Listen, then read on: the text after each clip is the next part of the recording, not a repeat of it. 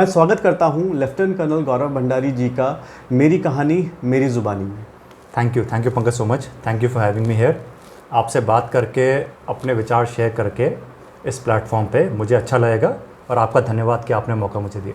Sir thank you so much sir. सबसे पहले तो मैं आपको थैंक यू कहना चाहूँगा कि जिस समस्या को मैं आपके सामने लेके आया हूँ, जिसको हमारे स्टूडेंट्स जो हैं वो फेस कर रहे हैं, उसका सलूशन आपकी कहानी से हमें मिल पाएगा। तो मेरा पहला सवाल मेरा आपसे ये है कि जब आप स्कूल में थे तो आपकी सोच क्या थी? आप अपने करियर में क्या बनना चाहते थे और जो आप बनना चाहते थे क्या वो आप बने? ठीक है। सो इस सवाल के दो पार्ट्स हैं। पहला, जब मैं बचपन में अर्ली स्टेजेस में था, क्लास 1 2 3 4 में, उस टाइम छोटे बच्चे की एक डेफिनेट सोच नहीं होती, कोई अलग से पैशन होता है जो कभी कभी बोलते हैं, लेकिन मेरा वो नहीं था। ये चीज़ बदली जब मैं क्लास 7 के बाद RIMC आया। ऑल इंडिया एग्ज़ाम दे के मेरा सिलेक्शन हुआ, काफ़ी मेहनत करी थी उसके लिए। और इसके बाद जब मैं एक डिफेंस के एनवायरनमेंट में आया, वहाँ से मैंने ट्रेनिंग करी, अपना जीवन जिया, तब मेरा जो इंटरेस्ट था वो डिफेंस की लाइफ को देख के उसमें जाने की इच्छा मेरी बहुत स्ट्रॉन्ग हुई। तो क्लास 7 से पहले मैं बोलूँगा कि नहीं, विचार काफ़ी थे लेकिन एक डेफिनेट एम नहीं था। और क्लास 7 के बाद जब मैं RIMC आया, ज्वाइन किया, तो उसके बाद एक चाह बनी डिफेंस में जाने के लिए। तो इन दो भागों में मेरा जीवन था। और यस, जो मैंने सोचा, जो मैंने चाहा, जिसके लिए तैयारी करी, चाहे वो रिटन एग्ज़ाम है, चाहे SSB है, इंटरव्यूज़ हैं, उसमें सफलता पाई और मैंने एज ऑफिसर आर्मी ज्वाइन करी। आपको ये कब पता चला कि एक RIMC नाम का भी एक एग्ज़ाम होता है और किसने बताया आपको? तो मेरे पिताजी अवेयर थे, वो देहरादून से बिलोंग करते हैं, हमारा परिवार यहीं का है। तो हमारे परिवार के यहाँ होने की वजह से, चाहे हम बाहर भी थे पोस्टिंग में, इसकी नॉलेज थी। और चूँकि नॉलेज थी परिवार में, तो एक अच्छा ऑप्शन लगा था। और चूँकि मैं पढ़ाई में अच्छा था, बाकी एक्टिविटीज़ में भी अच्छा करता था, तो उनको लगा कि शायद मैं उस जगह के लिए एक अच्छा फिट हो सकता हूँ अगर मैं क्वालिफाई करूँ तो ये ख्याल परिवार से मेरे में आया और फिर मैंने इस एग्ज़ाम को दिया और क्वालिफाई किया। बहुत सारे पेरेंट्स जो हैं वो डरते हैं अपने बच्चे को हॉस्टल में भेजने से। तो जब आप RIMC में गए, आपकी एज बहुत छोटी थी, तो क्या चैलेंजेस आपने फेस किए? सबसे पहला चैलेंज, अगर हम एक बच्चे के पर्सपेक्टिव से बात करेंगे, तो ये है कि वो माता पिता से अर्ली एज में दूर हो जाता है। अब माता पिता से अर्ली एज में हर बच्चा तो अलग रहता नहीं है। अब आपको एक एकेडमी या आपको एक स्कूल में जाके अलग रहना है, हॉस्टल में, जिसके अपने अलग चैलेंजेस हैं। एक तो घर से दूरी, नए सिस्टम में अडॉप्ट करना अपने आप को, वहाँ का खाना खाना, वहाँ का रूटीन जीना। लेकिन जो इसको काउंटर करने के लिए एक पॉजिटिव पॉइंट है, वो ये है कि आप इतनी एक्टिविटीज़ करते हैं, आप इतनी सारी चीज़ों में पार्ट लेते हैं कि आपको दिनचर्या से बाहर निकलने की, सोचने की फुर्सत ही नहीं मिलती। तो आप बहुत जल्दी अपने आप को ढाल लेते हैं। शुरुआती चैलेंजेस हैं अकेलापन, घर से दूरी, एक सोशल इमोशनल डिस्कनेक्ट, एक रूटीन का चैलेंज। ये इनिशियल प्रॉब्लम्स हैं, लेकिन इसको पार करके फिर जो अच्छा पार्ट है वो आता है। जब आप RIMC में गए तो आपकी जब आप RIMC में गए तब आपकी एज बहुत कम थी। आपको ये एहसास कब हुआ कि अब मुझको फ़ौज ही ज्वाइन करनी है, या वहाँ पर ऐसा कल्चर है कि फ़ौज के अलावा आप कुछ और चीज़ ज्वाइन नहीं कर सकते, या आपका मन था कि यार मुझे कुछ और करना था और मैं कहाँ पर आ गया हूँ? जी, तो अब जो मैं इस स्टेज से सोचता हूँ, 45 साल की उम्र क्रॉस करके, कि जीवन में उस समय हमारी सोच क्या थी, तो आंसर्स थोड़े ज़्यादा क्लियरली मिलते हैं। तो एक नया बच्चा जब जाता है तो उसका माइंड बड़ा ओपन सा होता है, वो हर चीज़ को ग्रास्प कर सकता है। और सबसे ज़्यादा बच्चा जो चीज़ें लेता है वो है एनवायरनमेंट से, अपने माहौल से। अब माहौल में अगर आपके पास 200-250 सीनियर्स हैं और स्टाफ है, इंस्ट्रक्टर्स हैं, तो जाहिर सी बात है कि जो रूटीन वो जी रहे हैं, जो काम वो कर रहे हैं, आपको उस काम की अच्छाइयाँ ज़्यादा दिखेंगी और आपका मन उसी तरफ जाने करेगा। तो मैं RIMC में था तो मेरा मन डिफेंस में जाने के लिए करा, क्योंकि हर बच्चा वहाँ से वो करना चाह रहा था। उसी में ग्लैमर दिखता था, उसी में लाइफ दिखती थी, उसी में एक अच्छा भविष्य दिखता था। ये बात नहीं है कि दूसरे भविष्य या दूसरे फ्यूचर्स अच्छे नहीं हैं। अगर मैं ये बोलूँ कि अगर आपको बचपन से एक साइंटिस्ट की कॉलोनी में डाल दिया जाए, जहाँ नामी गिरामी साइंटिस्ट आ रहे हैं, जा रहे हैं, शोध की बात हो रही है, तो शायद बहुत बच्चों का मन साइंटिस्ट बनने का भी करेगा। लेकिन मैं जिस एनवायरनमेंट में था वहाँ पे डिफेंस की बातें होती थी, स्पोर्ट्स होते थे, ट्रेनिंग एक्टिविटीज़ थी, पढ़ाई थी, एक टफ लाइफ थी। तो उसी लाइफ में हमें अपना फ्यूचर और अपना भविष्य बहुत क्लियरली दिखाई देने लग गया। कब से? मे बी 1 से 2 साल ज्वाइन करने के बाद से, अगर आप पूछें कब से, तो शायद क्लास 8-9 से वो फ्यूचर बहुत क्लियरली दिखाई देने लग गया। चलिए सर, अब बात करते हैं थोड़ा डिस्ट्रैक्शंस की। आज के दौर में बच्चों के पास बहुत सारे डिस्ट्रैक्शंस हैं, जैसे कि मोबाइल। करेक्ट। आपके टाइम पर क्या डिस्ट्रैक्शंस थे? सो अ वेरी गुड कंपैरिजन, और ये कंपैरिजन वैलिड है आपके सवाल से, क्योंकि आज तो बहुत डिस्ट्रैक्शंस हैं, इंटरनेट, मोबाइल, डिजिटल गैजेट्स। उस टाइम पे कुछ नहीं था। और मैं ऑनेस्टली आपको आंसर देता हूँ, उस टाइम पे मन करता था कि कुछ डिस्ट्रैक्शन मिल जाए, कि कुछ तो हो डिस्ट्रैक्शन, क्योंकि मूवीज़ भी रेयर होती थी। शायद 2 हफ्ते में एक मूवी देख ली आपने, वो भी ऑर्गेनाइज पब्लिक गैदरिंग में। स्पोर्ट्स डेली होते थे, तो पढ़ाई, स्पोर्ट्स और एक डिसिप्लिन लाइफ के अलावा डिस्ट्रैक्शन था नहीं। मन चाहता था कि कुछ डिस्ट्रैक्शन तो मिले, लेकिन था नहीं। अब स्कूल की लाइब्रेरीज हमारी बहुत अच्छी थी, तो हम बुक्स पढ़ते थे, कभी कभी ज़्यादा पढ़ लेते थे। तो जो आज आप उसको पॉजिटिव बोलोगे, आप बोलेंगे तो बहुत अच्छी बात है, लेकिन उस टाइम पे हद से ज़्यादा किताब पढ़ना भी एक डिस्ट्रैक्शन हो सकता था। तो यही मैं बोलूँगा, आज मैं जो भी डिस्ट्रैक्शन बोलूँगा वो सिर्फ पॉजिटिव लगेगा आपको, लेकिन उस टाइम पे शायद वही डिस्ट्रैक्शन थे। आजकल तो बहुत ज़्यादा है, आई एग्री। आजकल ये चैलेंज है माता पिता के लिए, बच्चों के लिए, कि किस तरह से हम अपने आप को एक स्टेबल पाथ पे रखें और तरक्की करें। चलिए सर, एक कॉमन डिस्ट्रैक्शन की मैं बात करता हूँ आपसे कि जैसे कि हम सिटीज़ में रह रहे हैं जी। तो यहाँ पर एक डिस्ट्रैक्शन तो है ही, बॉयफ्रेंड गर्लफ्रेंड्स वाला जो ट्रेंड जी। चल रहा है। और शायद ये जो ट्रेंड है, शायद ये जो चीज़ है, ये आपके टाइम पर भी रही होगी कि बॉयफ्रेंड्स गर्लफ्रेंड्स जो बन रहे हैं जी। तो क्या ये एक डिस्ट्रैक्शन नहीं है? मैं इसको इस तरह से देखता हूँ पंकज, कि वी आर ऑल सोशल। जिस तरह से हम परिवार के टाइज से जुड़े हैं, उसी तरह ये एक बढ़ते बच्चे की, चाहे वो बॉय हो या गर्ल हो, एक नेचुरल रिक्वायरमेंट है, ज़रूरत है कि वो इंटरेक्ट करें और उससे जो खुशी मिलती है उस खुशी की अनुभूति करें। ये तो एक बहुत ही सिंपल सी बात है।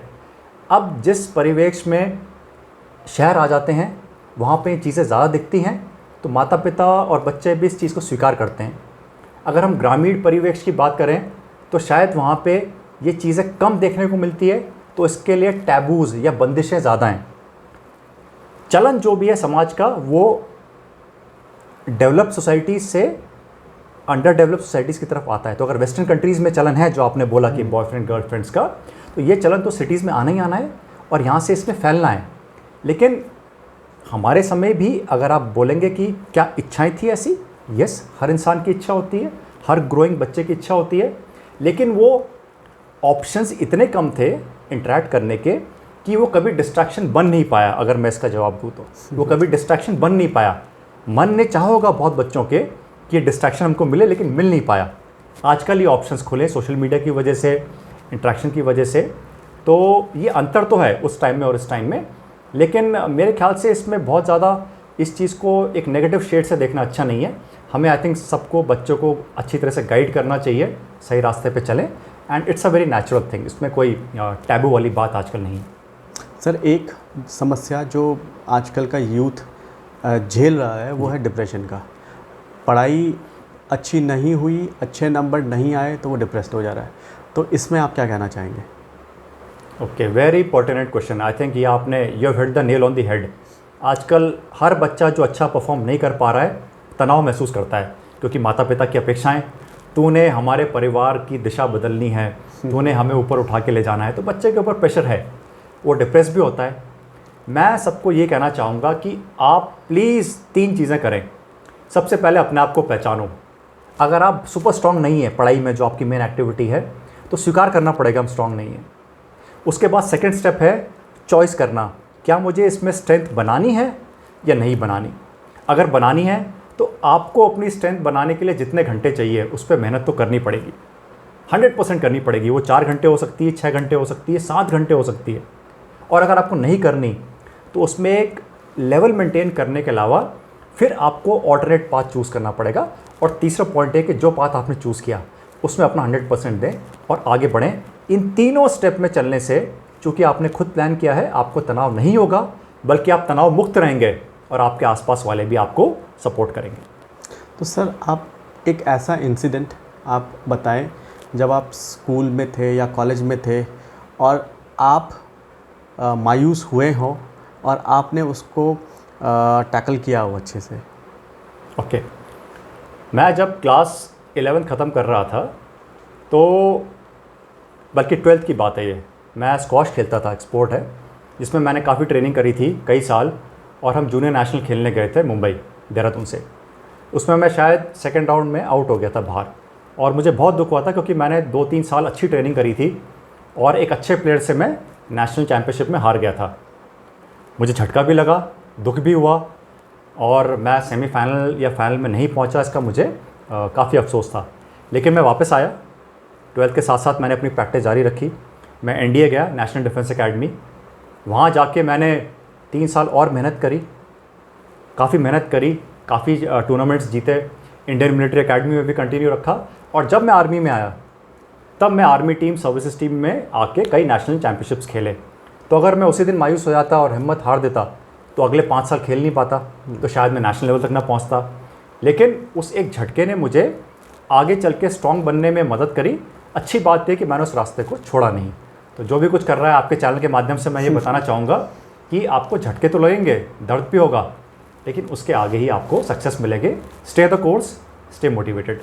Sir, life as an defence officer और लाइफ एज एन एंटरप्रेन्योर, मैं इसको एड्यूप्रेन्योर भी कहूँगा, क्योंकि कहीं ना कहीं आप बच्चों के फ्यूचर बनाने में सहयोग दे रहे हैं। तो वो लाइफ और इस लाइफ में क्या अंतर है या क्या सिमिलैरिटीज़ हैं? मेरे ख्याल से ये आपका सबसे मुश्किल सवालों में से एक हो सकता है कि life as a defence officer मैं चूज़ करूं, या लाइफ एज अ एंटरप्रेन्योर जिसका काम एक वेंचर सेटअप करना है, जो सेल्फ सस्टेनिंग एक वेंचर हो, जिसमें आपके अपने एम्बिशंस प्लस सोसाइटी का बेटर हो। और तीसरा कि एंटरप्रेन्योर, क्योंकि हम एजुकेशन के फील्ड में काम कर रहे हैं, बच्चों को नॉलेज दे रहे हैं, गाइडेंस दे रहे हैं, मेंटरशिप दे रहे हैं, तो इस फील्ड में लेके आगे चलें। तो ये बड़ा एक मुश्किल सवाल है, क्योंकि एंटरप्रेन्योर और एंटरप्रेन्योर अभी की मेरी रियलिटी है, और पास्ट मेरी जो डिफेंस का फील्ड था वो मेरी पास्ट की रियलिटी थी। इन तीनों में से चुनना मेरे लिए बहुत मुश्किल होगा, क्योंकि हर फील्ड का अपना चार्म है, अपना जॉय है, अपना ग्लैमर है। लेकिन अभी मैं अगर याद करूँ अपने वो बीते हुए दिन, तो चूँकि हमने पढ़ाई करके, ट्रेनिंग करके, मेहनत करके एक वर्दी पहनने का सपना था वो देखा, तो फीलिंग बड़ी अलग थी उस टाइम की। तो फीलिंग को पाने का जो सुख है, वो शायद मुझे फोर्स करता है कि मैं पहली चॉइस को ज़्यादा सेलेक्ट करूँ, कि life as a defence officer, जो मेरी पहला करियर था जो मेरा। बहुत बढ़िया सर। अगर मैं बोलूँ कि एक सक्सेस मंत्रा जो आप हमारी ऑडियंस को देना चाहेंगे, कि जिस तरीके से आपने अपनी लाइफ को सक्सेसफुल बनाया और ऐसे ही हमारी ऑडियंस भी अपनी लाइफ को सक्सेसफुल बनाए, तो आप उनको क्या वो सक्सेस मंत्रा देना चाहेंगे? जी, मैं बहुत बेसिक 3 पॉइंट्स दूंगा और हर पॉइंट पे थोड़ा सा टच करना चाहूँगा। ज़िंदगी ने हमको स्टार्टिंग में सब कुछ देने का ऑप्शन रखा है। हमने ज़िंदगी से कई चीज़ें हटा दी हैं अपनी चॉइस से। मैं 3 चीज़ों पे फोकस करूँगा कि आप पढ़ाई को चाहे प्यार करते हैं चाहे नफ़रत करते हैं, उसमें ताकत बना लें स्टार्टिंग स्टेज से, लाइफ के ऑप्शंस खुल जाएंगे। दूसरा, आप अपनी पर्सनालिटी पे स्पोर्ट्स के माध्यम से स्पोर्ट्स, कम्युनिकेशन स्किल्स और एक अच्छा व्यक्तित्व को लेकर आगे चलने की जो कला है उसको सीख लें। आप कुछ भी करना चाहते हैं लाइफ में, आपको होटल लाइन में इंटरेस्ट है, आपको एविएशन में इंटरेस्ट है, आपको स्पोर्ट्स में इंटरेस्ट है, आर्ट्स में है, ये स्किल्स जो मैं बात कर रहा हूँ, आपकी पर्सनालिटी, कम्युनिकेशन और एक बेसिक ग्राउंडिंग, ये आपके बहुत काम आएंगी।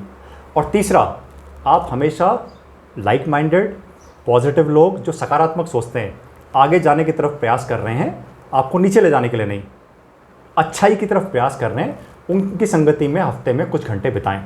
सो पढ़ाई की स्ट्रेंथ रखें, पर्सनालिटी को स्ट्रॉन्ग रखें, और फिर अपना एक अच्छे लोगों से इंस्पायर होकर उनकी संगति में थोड़ा टाइम बिताएं।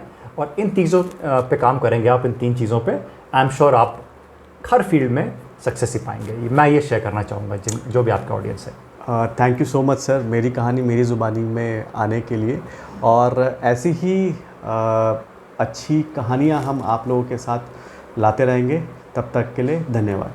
नमस्कार। आपके ब्रेक करने से पहले मैं आपको इंटरप्ट करूँगा और मैं आपके ऑडियंस को एक चीज़ बताना चाहूँगा कि समाज में आजकल नॉलेज का बहुत अभाव है, और जो इस वीडियो को देख रहे हैं, आप थोड़ा सोचना कि पंकज जी ये अपने लिए नहीं कर रहे हैं, ये समाज में जाके लोगों से मिलते हैं, इंटरेक्ट करते हैं, उनकी भावना को पहले समझते हैं और फिर अपने सवालों के माध्यम से उनके विचार आप तक डायरेक्टली ला रहे हैं कि आपको केरला से यहाँ ना आना पड़े, आपको बंगाल से आना पड़े।